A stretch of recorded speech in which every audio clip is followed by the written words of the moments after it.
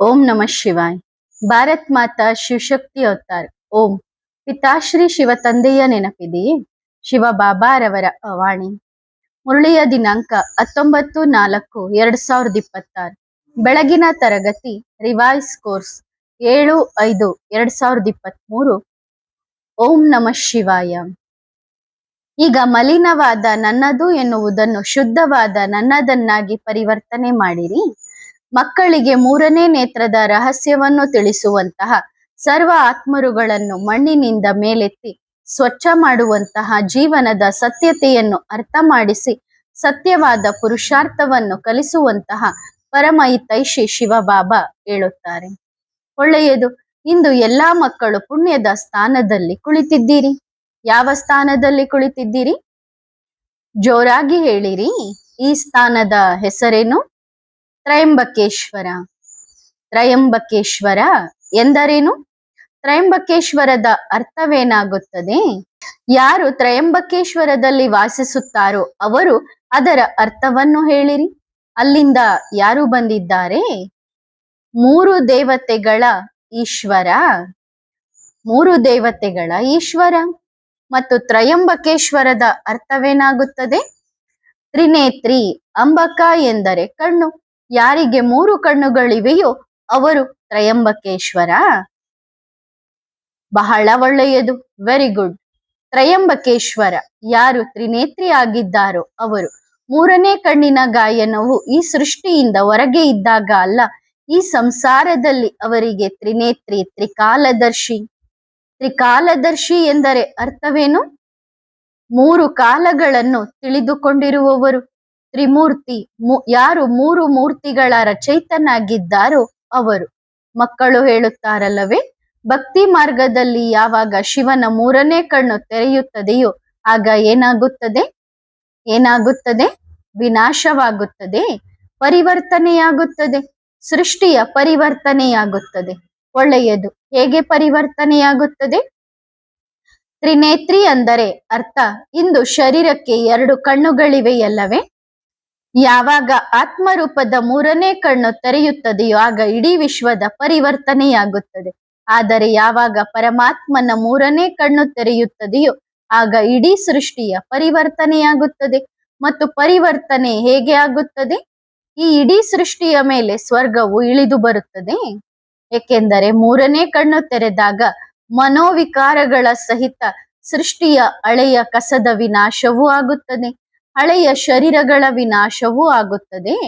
ನೀವು ಎಷ್ಟೆಲ್ಲ 12 ಜ್ಯೋತಿರ್ಲಿಂಗಗಳನ್ನು ಮಾಡಿದ್ದೀರಿ. ಇಂದು ಮೊದಲ ಮಿಲನ ಎಲ್ಲಿದೆ? ತ್ರಯಂಬಕೇಶ್ವರದಲ್ಲಿ. ಎಂದರೆ ಆರಂಭವಾಗಿದೆ. ತ್ರಯಂಬಕೇಶ್ವರದಲ್ಲಿ ಮೊದಲ ಮಿಲನ ಆರಂಭವಾಗಿದೆ. ತ್ರಯಂಬಕೇಶ್ವರ. ಆದ್ದರಿಂದ ಈಗಲೂ ಸಹ ಒಂದು ವೇಳೆ ನನ್ನದು ನಿನ್ನದು ಎಂಬ ಗೊಂದಲದಲ್ಲಿ ಸಿಲುಕಿಕೊಂಡಿದ್ದರೆ ತಂದೆಯ ಬಗ್ಗೆ ಈಗ ಆಲೋಚಿಸಿ. ಅಂದ್ರೆ ತಂದೆ ಬಗ್ಗೆ ನನ್ ಬಾಬಾ, ನಿನ್ ಬಾಬಾ, ಅವ್ರ ಬಾಬಾ ಅನ್ಕೊಂಡೇನಾದ್ರೂ ಕುತ್ಕೊಂಡ್ರಿ ಅಂದ್ರೆ ಈಗ ಆಲೋಚಿಸಿ. ತಂದೆ 3ನೆಯ ಕಣ್ಣನ್ನು ತೆರೆಯುವ ಸಮಯ ಬಂದಿದೆ. 3ನೇ ಕಣ್ಣು ತೆರೆಯುವ ಸಮಯ ಎಂದರೇನು? ಪರಿವರ್ತನೆಯ ಸಮಯ ಬಂದಿದೆ. ಮತ್ತು ಪರಿವರ್ತನೆಯಾದಾಗ ಏನಾಗುತ್ತದೆ? ಎಲ್ಲ ಹಳೆಯದು ಸಮಾಪ್ತಿಯಾಗಿ ಹೊಸ ಸ್ವರ್ಗ ಬರುತ್ತದೆ. ಆದ್ದರಿಂದ ಎಲ್ಲರೂ ತಮ್ಮನ್ನು ತಾವು ಪರೀಕ್ಷಿಸಿಕೊಳ್ಳಿ. ಎಲ್ಲಾದರೂ ಇಂದಿಗೂ ಸಹ ನಾನು ಮತ್ತು ನನ್ನದು ಎನ್ನುವುದರಲ್ಲಿ ಸಿಲುಕಿಕೊಂಡಿಲ್ಲ ತಾನೆ? ನನ್ನ ಮನೆ, ನನ್ನ ಪದವಿ, ನನ್ನ ಸ್ಥಾನ, ನನ್ನದು ನನ್ನದು ನನ್ನದು ಎನ್ನುವುದು ಬಹಳ ಮಾಡಿ ಒಂದು ದಿನ ಎಲ್ಲವೂ ಏನಾಗುತ್ತದೆ? ನನ್ನದು ಎಂದರೆ ಅರ್ಥವೇನು? ನನ್ನದು ಎಂದರೆ ಅರ್ಥ ಯಾರು ಹೇಳುವಿರಿ? ನನ್ನದು ಎಂದರೆ ಸತ್ತಿರುವುದು, ಕಲ್ಮಶವಾಗಿರುವುದು. ಈ ಪ್ರಪಂಚದ ನನ್ನದು ಎನ್ನುವುದರ ಅರ್ಥವೇನು? ನನ್ನದು ಅಂದರೆ ನೀವು ಈ ಸಂಸಾರದಲ್ಲಿ ಯಾವುದೇ ವ್ಯಕ್ತಿಯಾಗಿರಲಿ, ವಸ್ತುವಾಗಿರಲಿ, ಯಾವುದನ್ನು ನನ್ನದು ಎಂದು ಹೇಳುತ್ತೀರೋ ಅದು ಮಣ್ಣಾಗಿದೆ. ನನ್ನದು ಎಂದರೆ ಮಣ್ಣು. ಇಲ್ಲಿಯವರೆಗೆ ನೀವು ಮಕ್ಕಳು ಮಣ್ಣಿನಲ್ಲಿಯೇ ಆಟವಾಡುತ್ತಿದ್ದೀರಿ. ಯಾರು ನನ್ನದು ನನ್ನದು ನನ್ನದು ನನ್ನದು ಎನ್ನುತ್ತಾರಲ್ಲವೇ ಅವರು ಯಾವುದರಲ್ಲಿ ಆಟವಾಡುತ್ತಾರೆ? ಮಣ್ಣಿನಲ್ಲಿ. ಹಾಗಾದರೆ ಏನು ಮಾಡಬೇಕು? ಕೆಸರಿನಿಂದ ಹೊರಗೆ ಬರಬೇಕಲ್ಲವೇ? ಒಂದು ವೇಳೆ ನಿಮ್ಮ ಮಗು ಮಣ್ಣಿನಲ್ಲಿ ಬಿದ್ದು ಬಿಟ್ಟರೆ, ಕೆಸರಿನಲ್ಲಿ ಬಿದ್ದು ಬಿಟ್ಟರೆ ಆಗ ನೀವೇನು ಮಾಡುವಿರಿ? ಅವನನ್ನು ಎಬ್ಬಿಸುವಿರಲ್ಲವೇ? ಅವನನ್ನು ಎಬ್ಬಿಸಿ ಸ್ವಚ್ಛ ನೀರಿನ ನಲ್ಲಿಯ ಕೆಳಗೆ ಕೂರಿಸುವಿರಿ. ಏಕೆ? ಏಕೆಂದರೆ ಸಂಪೂರ್ಣ ಮಣ್ಣು ಸ್ವಚ್ಛವಾಗಲಿ ಎಂದು. ಮತ್ತು ಯಾವಾಗ ಕೆಸರಿನಲ್ಲಿ ಬೀಳುತ್ತಾರೋ ಆಗ ಕಾಯಿಲೆಗಳು ಸಹ ಜೊತೆಗೆ ಬರುತ್ತವೆ ತಾನೆ. ಆದ್ದರಿಂದ ಮಕ್ಕಳೇ, ತಂದೆ ನಿಮ್ಮೆಲ್ಲರನ್ನು ಮಣ್ಣಿನಿಂದ ಎಬ್ಬಿಸಿ ಸಂಪೂರ್ಣ ಸ್ವಚ್ಛ ಮಾಡಲು ಬಂದಿದ್ದಾರೆ. ಮಣ್ಣಿನಿಂದ ಹೊರಗೆ ಬರುವಿರೇನು? ಜಿ ಬಾಬಾ, ಬರುವಿರಾ? ಹೌದು ಬಾಬಾ, ಬರುತ್ತೇವೆ. ಯಾರು ಯಾರು ಮಣ್ಣಿನಿಂದ ಹೊರಗೆ ಬರುವಿರಿ? ಬಾಬಾ ಹೊರ ತೆಗೆಯುವರು. ತಂದೆಯಂತೂ ಹೊರ ತೆಗೆದಿದ್ದಾರೆ. ಮಕ್ಕಳು ನಲ್ಲಿಯ ಕೆಳಗೆ ಕುಳಿತುಕೊಳ್ಳುತ್ತಿಲ್ಲ. ಮಣ್ಣಿನಲ್ಲಿ ಮಜಾ ಬರುತ್ತಿದೆ. ಮಣ್ಣಿನಲ್ಲಿ ಬಹಳ ಸುಖ ಸಿಗುತ್ತಿದೆ. ಈ ಮಣ್ಣಿದೆಯಲ್ಲ, ಈ ಮಣ್ಣು ಮನಸ್ಸನ್ನು, ತನುವನ್ನು, ಎಲ್ಲವನ್ನು ಕಲ್ಮಶಗೊಳಿಸುತ್ತದೆ. ತಂದೆಗೆ ಎಲ್ಲವೂ ಗೊತ್ತಿದೆ. ಎಲ್ಲರನ್ನು ಮಣ್ಣು ಕಲ್ಮಶಗೊಳಿಸಿದೆ. ಆದರೆ ಈಗ ಯಾರ ಹೆಸರನ್ನು ತೆಗೆದುಕೊಳ್ಳುವುದಿಲ್ಲ. ಆದರೆ ನಿಮಗೆ ಒಂದು ವೇಳೆ ಮಣ್ಣಿನಿಂದ ಮುಕ್ತರಾಗಬೇಕೆಂದರೆ ಆ ಕಲ್ಮಶ ನನ್ನದು ಎನ್ನುವುದನ್ನು ಶುದ್ಧ ನನ್ನದು ಎನ್ನುವುದರಲ್ಲಿ ಪರಿವರ್ತನೆ ಮಾಡಿರಿ. ಅಂದ್ರೆ ದೇಹಾಭಿಮಾನದ ನನ್ನದು, ಅಹಂಕಾರದ ನಾನು ನನ್ನದು ಎನ್ನುವುದನ್ನ ಪರಮಾತ್ಮನ ಕಡೆ ತೋರಿಸ್ರಿ. ಶುದ್ಧವಾದಂತಹ ನನ್ನದು ಎನ್ನುವುದರಲ್ಲಿ ಪರಿವರ್ತನೆ ಮಾಡಿರಿ. ನನ್ನವರು ಒಬ್ಬ ಶಿವಬಾಬಾ, ಬೇರೆ ಯಾರೂ ಇಲ್ಲ. ಒಂದು ವೇಳೆ ಒಂದು ನನ್ನದು ಎನ್ನುವುದಾದರೆ ನನ್ನವರು ಒಬ್ಬ ತ್ರಿಮೂರ್ತಿ ಬಾಬಾ, ಬೇರೆ ಯಾರೂ ಇಲ್ಲ. ನನ್ನವರು ಒಬ್ಬ ತ್ರಿಕಾಲದರ್ಶಿ ಬಾಬಾ, ಬೇರೆ ಯಾರೂ ಇಲ್ಲ. ಒಂದು ವೇಳೆ ಇದನ್ನು ತಮ್ಮ ಜೀವನದಲ್ಲಿ ಧಾರಣೆ ಮಾಡಿಕೊಂಡರೆ ಯಾವುದು ಅಶುದ್ಧ ನನ್ನದು ಇದೆಯೋ, ನನ್ನದು ನನ್ನದು ನನ್ನದು ಯಾವುದು ನನ್ನನ್ನು ಕಲ್ಮಶಗೊಳಿಸುತ್ತಿದೆಯೋ ಆ ಕಲ್ಮಶದಿಂದ ಮುಕ್ತಿಯಾಗುತ್ತದೆ. ಈ ಕಲ್ಮಶವಿದೆಯಲ್ಲ, ಇದು ಜನ್ಮ ಜನ್ಮಾಂತರಗಳಿಂದ ಈ ಕಲ್ಮಶ ಏರಿದೆ. ಯಾರು ಹೇಳುತ್ತಾರೆ? ಆತ್ಮ ನಿರ್ಲೇಪ ಎಂದು. ಹಾಗಾದರೆ ಕಲ್ಮಶವಿರಬಾರದಿತ್ತಲ್ಲವೇ? ಹಾಗಾದರೆ ಮತ್ತೆ ಯಾರು ಹೇಳುತ್ತಾರೆ? ಪಾಪಾತ್ಮ, ಪುಣ್ಯಾತ್ಮ, ಮಹಾನಾತ್ಮ, ಶ್ರೇಷ್ಠಾತ್ಮ ಹೀಗೆ ಹೇಳುತ್ತಾರಲ್ಲವೇ? ಯಾವುದಾದರೂ ಶಾಸ್ತ್ರದಲ್ಲಿ ಪಾಪ ಪರಮಾತ್ಮ ಅಥವಾ ಪುಣ್ಯ ಪರಮಾತ್ಮ ಎಂದು ಎಂದಾದರೂ ಕೇಳಿದ್ದೀರಾ? ಕೇಳಿಲ್ಲ. ಕೇಳಿಲ್ಲ ಎಂದ ಮೇಲೆ ಯಾರಿಗೆ ಗಾಯನವಿದೆ? ಆತ್ಮನಿಗಾಗಿ. ಪಾಪಾತ್ಮ, ಪುಣ್ಯಾತ್ಮ ಅರ್ಥಾತ್ ಆತ್ಮನೇ ಪಾಪಾತ್ಮನಾಗುತ್ತಾನೆ ಮತ್ತು ಆತ್ಮನೇ ಪುಣ್ಯಾತ್ಮನಾಗುತ್ತಾನೆ. ಎಂದಿಗೂ ಪರಮಾತ್ಮನನ್ನು ಪುಣ್ಯ ಮತ್ತು ಪಾಪಾತ್ಮ ಎಂದು ಕರೆಯುವುದಿಲ್ಲ. ಒಂದು ವೇಳೆ ಪರಮಾತ್ಮನೂ ಸಹ ಪಾಪಾತ್ಮನಾಗಿ ಬಿಟ್ಟರೆ ಆಗ ಎಲ್ಲಾ ಪಾಪಾತ್ಮರನ್ನು ಪುಣ್ಯಾತ್ಮರನ್ನಾಗಿ ಯಾರು ಮಾಡುತ್ತಾರೆ? ಹಾಗಾದರೆ ಏನು ಮಾಡಬೇಕು? ಈಗ ಪರಮಾತ್ಮ, ಪರಮ ಎಂದು ಏಕೆ ಕರೆಯುತ್ತಾರೆ? ಪರಮ ಎಂದರೆ ಅರ್ಥವೇನು? ಹೇಗೆ ನೀವು ಹೇಳುತ್ತೀರಿ? ಎಷ್ಟೊಂದು ಪರಮ ಸುಖವಿದೆ ಅಲ್ಲವೇ? ಹೀಗೆ ಹೇಳುತ್ತೀರಲ್ಲವೇ? ತಂದೆಯನ್ನು ಭೇಟಿಯಾಗುವುದರಲ್ಲಿ ಪರಮ ಸುಖದ ಅನುಭೂತಿಯಾಗುತ್ತದೆ. ಹಾಗಾದರೆ ಪರಮ ಎಂದರೆ ಅರ್ಥವೇನು? ಯಾರು ಸರ್ವೋಚ್ಚರಾಗಿದ್ದಾರೋ ಅವರನ್ನು ಪರಮಾತ್ಮ ಎಂದು ಕರೆಯಲಾಗುತ್ತದೆ. ಯಾರು ಎಲ್ಲರಿಗಿಂತ ಸರ್ವಶ್ರೇಷ್ಠ ಮತ್ತು ಮಹಾನ್ ಆಗಿದ್ದಾರೋ ಅವರನ್ನು ಪರಮಾತ್ಮ ಎಂದು ಕರೆಯಲಾಗುತ್ತದೆ. ಆದ್ದರಿಂದ ಪರಮಾತ್ಮನೇ ಈ ಸೃಷ್ಟಿಯ ಆತ್ಮರನ್ನು ತೊಳೆದು ಸ್ವಚ್ಛಗೊಳಿಸಿ ತಮ್ಮ ಪರಮಧಾಮಕ್ಕೆ ಕರೆದುಕೊಂಡು ಹೋಗುತ್ತಾರೆ. ಈಗ ತ್ರಿಮೂರ್ತಿ, ತ್ರಿನೇತ್ರಿ ಬಾಬಾರವರ ಸಮಯ ಬಂದಿದೆ. ಎಲ್ಲರನ್ನೂ ಪರಮಧಾಮಕ್ಕೆ ಕರೆದುಕೊಂಡು ಹೋಗುವ ಸಮಯ ಬಂದಿದೆ. ಮುಂದಿನ ಪ್ಲಾನಿಂಗ್ ಬಿಟ್ಟು ಬಿಡಿ. ಇನ್ನು 20 ವರ್ಷಗಳವರೆಗೆ ಈ ಪ್ಲಾನಿಂಗ್ ಇರುತ್ತದೆ, ಇನ್ನು 30 ವರ್ಷಗಳವರೆಗೆ ಈ ಪ್ಲಾನಿಂಗ್ ಹೀಗಾಗಿರುತ್ತದೆ ಎನ್ನುತ್ತಾರೆ. ಒಳ್ಳೆಯದು. ಒಂದು ಸತ್ಯ ಜ್ಞಾನ ಎಲ್ಲರಿಗೂ ಇದೆ. ಯಾರು ಯಾರಿಗೆ ಸತ್ಯ ಜ್ಞಾನವಿದೆ? ಏನೆಂದರೆ ನಾಳೆಯ ಬಗ್ಗೆ ಯಾವುದೇ ಭರವಸೆ ಇಲ್ಲ. ಕೈ ಎತ್ತಿರಿ. ಅಂದ್ರೆ ಯಾರ್ಯಾರಿಗೆ ಜ್ಞಾನ ಇದೆ ಅನ್ನೋದ್ರ ಬಗ್ಗೆ ಕೈ ಎತ್ತಿರಿ. ಈ ಸತ್ಯ ಜ್ಞಾನ ಯಾರಿಗಿದೆ ಅವರು ಕೈ ಎತ್ತಿರಿ. ನಾಳೆಯ ಬಗ್ಗೆ ಯಾವುದೇ ಗ್ಯಾರಂಟಿ ಇಲ್ಲ ಎನ್ನುವವರು ಕೈ ಎತ್ತಿರಿ. ಏನೆಂದರೆ ನಾಳೆಯ ಬಗ್ಗೆ ಯಾರಿಗೂ ಯಾವುದೇ ಭರವಸೆ ಇಲ್ಲ. ಸತ್ಯ ಜ್ಞಾನವಿದೆಯೇ? ಕಹಿ ಅನಿಸುತ್ತದೆಯೇ? ಅಂದ್ರೆ ಈ ಮಾತು ಕೇಳಿ ನಿಮಗೆ ಕಠೋರ ಅನಿಸ್ತಿದೆನಾ? ಬಹಳ ಕಹಿ ಅನಿಸುತ್ತದೆ.